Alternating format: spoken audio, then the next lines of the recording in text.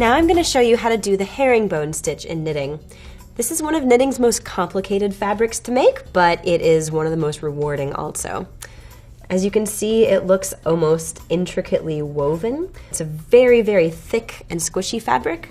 I'll be showing you on a size 13 with bulky yarn. This is normally a much bigger needle size than I would use to make fabric with this yarn. I would normally use a size 10. And this is herringbone on a size 10 with the same yarn. It's just way too packed in and way too dense. So when you're working herringbone, go up a few needle sizes. So a few things to know about herringbone before we get started is that it's definitely a 2-row pattern. So you need to work the front and work the back in order to see what it's going to look like. And you have to knit in for a couple inches before you can actually see a result. So here's what we're going to do.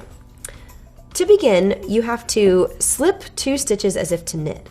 You're going to slip as if to knit and slip as if to knit.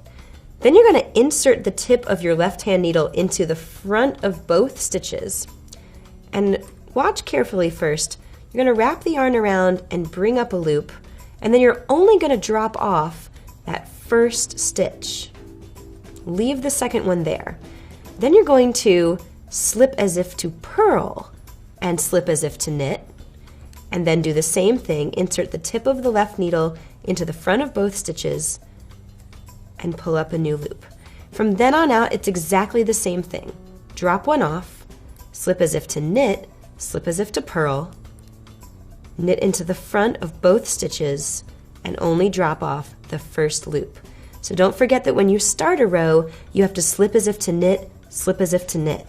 But from then on out, slip as if to purl, slip as if to knit. This is not TV knitting, or at least not at first. This is definitely something you have to pay attention to and keep your eyes on. Slip as if to purl, slip as if to knit, knit into the front of these stitches, and only take the first loop off. So here I am nearing the end of my row. I'm going to slip as if to purl, slip as if to knit, knit 2 through the front, drop one off, slip as if to purl, slip as if to knit, knit through the front with the left hand needle, drop the first one off, and then there's 1 stitch left. You're going to knit it through the back loop. Then when you're on the back, you're going to purl 2 together, but only drop the first loop off. You might need your fingertips for that. Then repeat across the row. Purl 2 together, drop only the first loop off. Purl 2 together,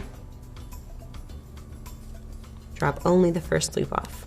Continue going across the row that way, and when you get to the very end, you'll have only 1 stitch left, and you will purl it. And that is how you get the beautiful herringbone stitch.